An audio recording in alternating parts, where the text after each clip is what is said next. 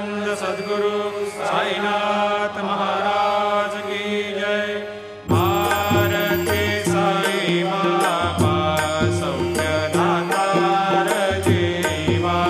चरणार जातली द्यावा दासा विसावा, भक्ता विसावा। भारती साई बाबा जाळूनी यानंग, सस्वरूपी राहे रंग, मुमोक्ष जनादावी निज डोळा श्रीरंग, डोळा श्रीरंग। भारती साई बाबा जया मनी जैसा भाव, दया तैसा अनुभव, दाविसी दया घना, ऐसी तुझी माव, तुझी माव। भारती साई बाबा तुमचे नाम ध्याता, हरे संस्कृती व्यथा, अगाध तव करणी मार्ग दाविसी अनाथा, दाविसी अनाथा। भारती साई बाबा कलियुगी अवतार, सगुण परब्रह्म साचार, अवतीर्ण झालासी स्वामी दत्त दिगंबर, दत्त दिगंबर। भारती साई बाबा 8 दिवसा गुरुवारी, भक्त करे देवारे, प्रभु पद पावया, भव भय निवारे, भय निवारे। भारती साई बाबा माझा निज द्रव्य ठेवा, तव चरण रज सेवा, मागणे हेची आता, तुम्हा देवाधिदेवा, देवाधिदेवा। भारती साई बाबा इच्छिता दिन चातक, निर्मल तोया निज सुख, पाजावे माधवाया, सांभाळ आपुली भाक, आपुली भाक। भारती साई बाबा सौख्यदातार जीवा, चरणार जातली द्यावा दासा विसावा, भक्ता विसावा। भारती साई बाबा शिर्डी माझी पंढरपूर, साई बाबा रमावर, बाबा रमावर, साई बाबा रमावर। शुद्ध भक्ती चंद्रभागा, भाव पुंडलिक जागा, पुंडलिक जागा, भाव पुंडलिक जागा। याहो याहो अवघे जन, करो बाबा शिवंदन, साईंशी वंदन, करो बाबा शिवंदन। गणू म्हणे बाबा साई, धाव पाव माझे आई, पाव माझे आई, धाव पाव माझे आई। झाली लोकांगण बंदीन चरण, डोळ्यान पाहिन रूप तुझे, प्रेमी अलंकेन आनंदी पूजन, भावे वाळीन म्हणे नमः।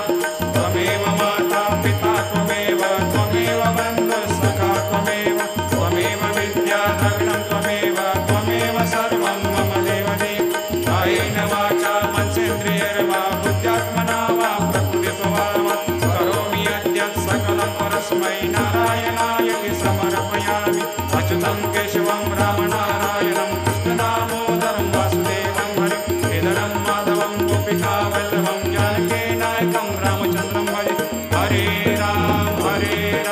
राम राम, हरे हरे, हरे कृष्ण, कृष्ण कृष्ण, हरे हरे। श्री गुरुदेव दत्त। अनंता तुला ते कसे रे स्तवावे, अनंता तुला ते कसे रे नमावे, अनंता मुखाचा शिने शेष गाता, नमस्कार साष्टांग श्री साईनाथा,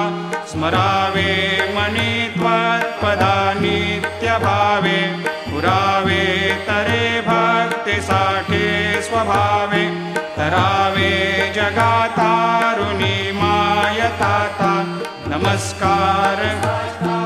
श्री साईनाथा, वसे जो सदा दावया संत लीला, इसे अज्ञ लोकान परे जो जनाला, परे अंतरे ज्ञान कैवल्य दाता, नमस्कार साष्टांग श्री साईनाथा, वराला धला जन्म हा मानवाचा, नरासार्थका साधनीभूत साचा, धरो साई प्रेमा गळाया अहंता, नमस्कार साष्टांग श्री साईनाथा, धरावे करे सान अल्पज्ञ बाला,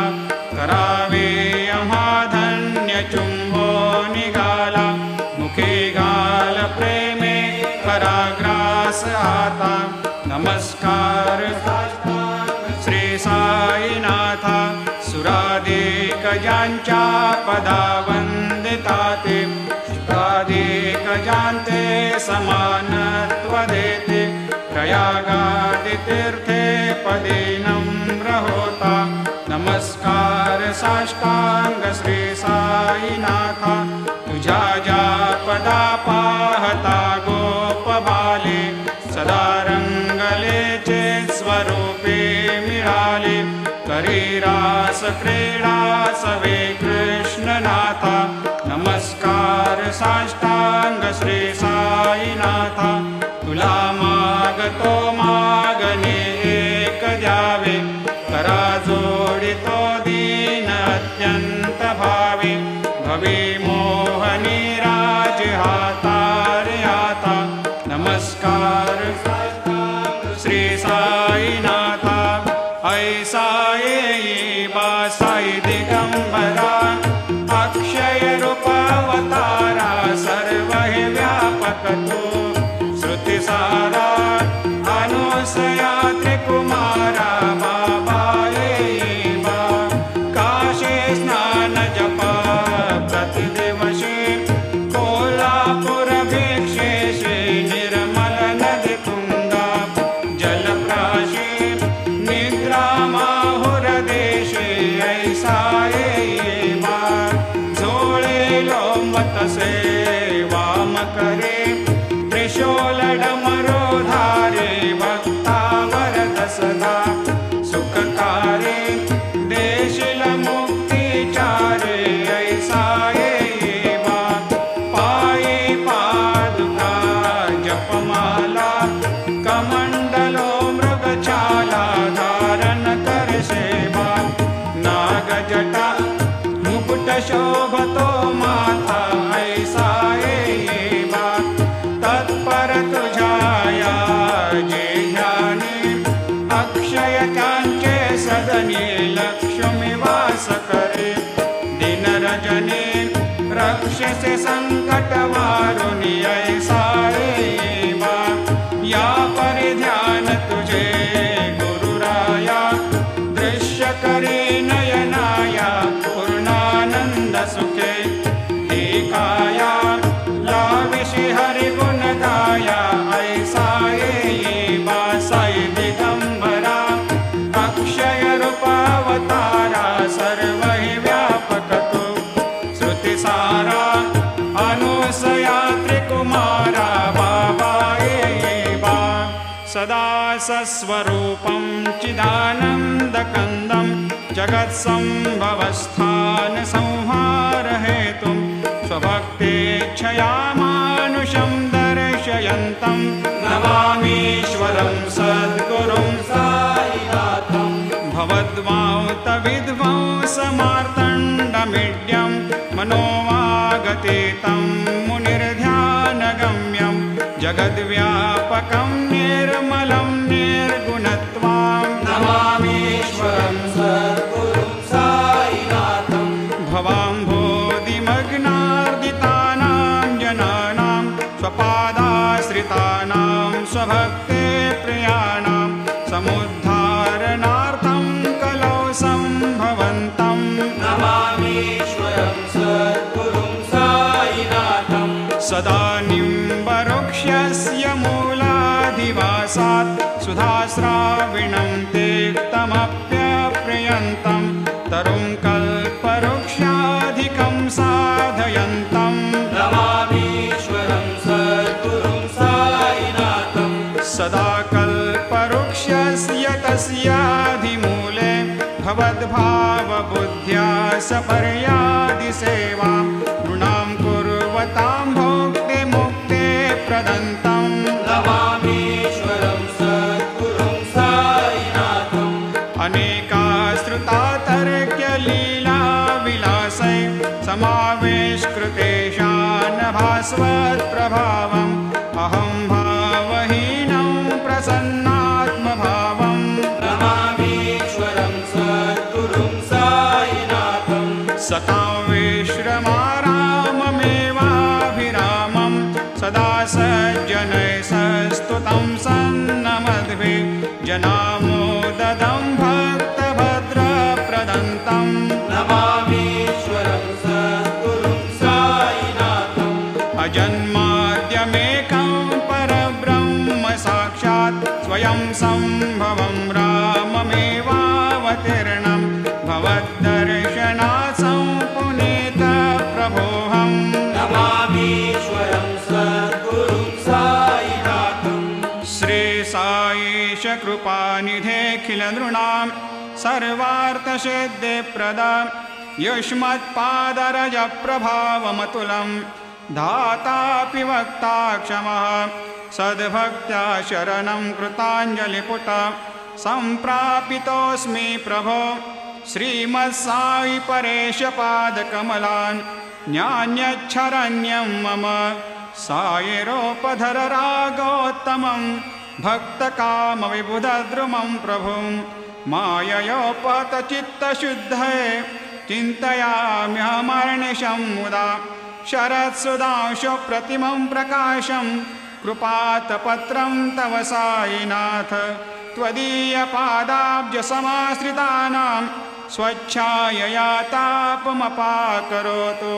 उपासनादैवत साईनाथ स्तवैर्मयोपासनिना स्तुतस्त्वं रमेन्मनोन्मे तव पादयुग्मे भृङ्गो यथाब्जे मकरन्दलुब्धा अनेकजन्मार्जितपापसंशयो भवेद्भवत्पादसरोजदर्शनात् क्षमस्व सर्वान्धपरान्धपुञ्जकान् प्रसेद साये सद्गुरोदयानिधे श्रीसाईनाथ चरणामृतपोतचित्तास् तत्पादसेवनरतः सततं च भक्त्या संसारजन्यदुनितोर्धवनिर्गतास्ते कैवल्यधाम परमं समवाप्नुवन्ते स्तोत्रमेतत्पठेद्भक्त्या यो नरस्तन्मनः सदा सद्गुरो साईनाथस्य कृपापात्रं भवेद्ध्रुवम् रुसो मम प्रियाम्बिका मजवरी पिता हि रुसो रुसो मम प्रियाङ्गना प्रियसुतात्मजा हि रुसो रुसो भगिनी बन्धु हि श्वशुरसासुबाई रुसो न दत्त गुरु साई मा मजवरी कधी रुसो उसो न सुन बाई त्या मजन भ्रातृजाया पुसो उसो न प्रिय सोयरे प्रिय सगे न ज्ञाते पुसो पुसो सुरदना सखा स्वजननाप्त बन्धु पुसो हरि न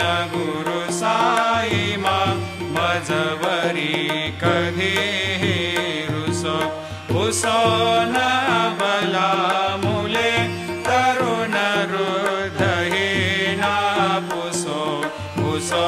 न गुरुधाकुटे मजन थोरसाने पुसो पुसो न च भले बुरे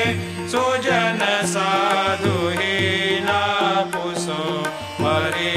न गुरु साई मा मजवरी कधीहि रुसो चतुरतत्त्ववेद विबुध प्राज्ञ ज्ञानी रुसो रुसो हि विदुषे श्रिया कुशल पंडिता हि रुसो रुसो महीपते यते भजक तापसे रुसो न दत्त गुरु साई मा मजवरी कधीहि रुसो रुसो कवि ऋषि मुनि अनघ सिद्ध योगी रुसो रुसो हि गृह देवता निकुल ग्राम देवी रुसो रुसो खल पिशाच हि मलिन डाकिनी रुसो न दत्त गुरु साई मा मजवरी कधीहि रुसो रुसो मृग खग कृमि अखिल जीव जन्तु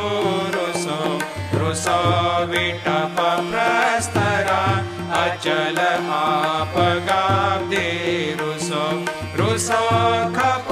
खपवनाग्निवार अवनि पंचतत्वे रुसो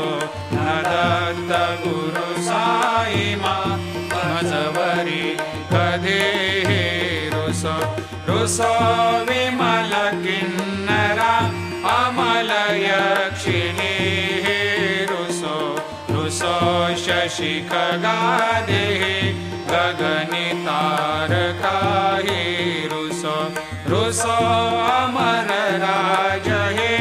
अदय धर्म राजा रुसो न दत्त गुरु साई मा मजवरी कधीहि रुसो रुसो मन सरस्वते चपल चित्तते रुसो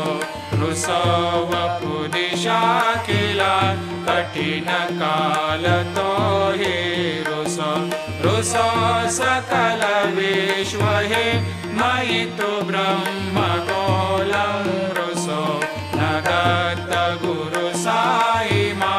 मजवरी कधीहि रुसो विमूढ मनुनि हसो मजन मत्सराहि डसो पदाभिरुचि उल्लसो जनन कर्दमीनापसो न दुर्गधुतिचा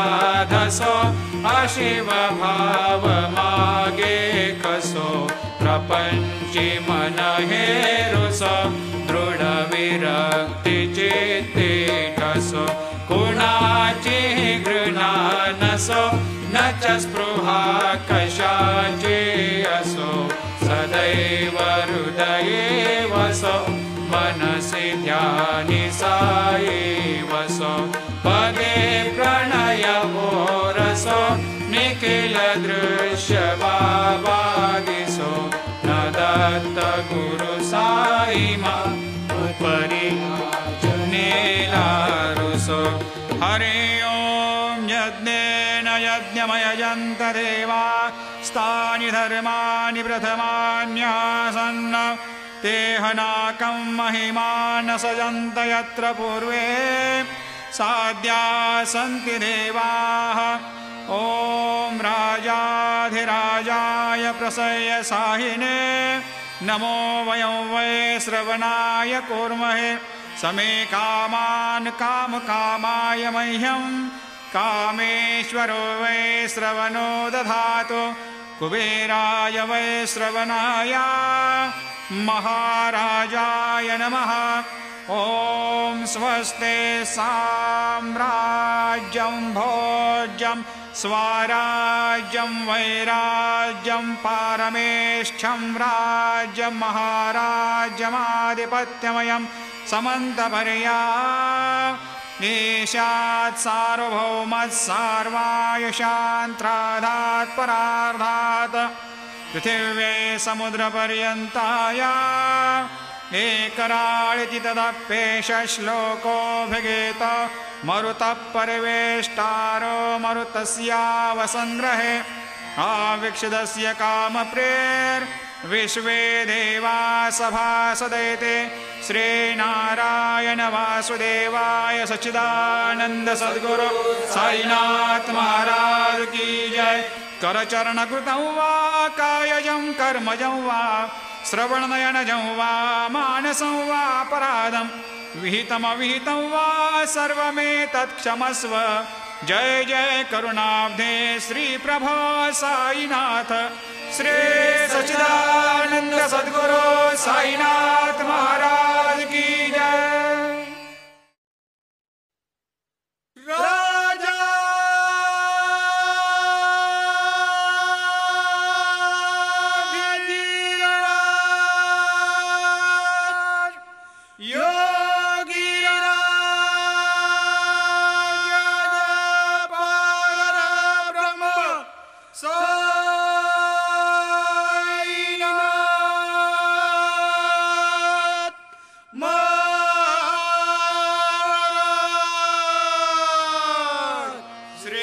सच्चिदानंद सद्गुरु साईनाथ महाराज।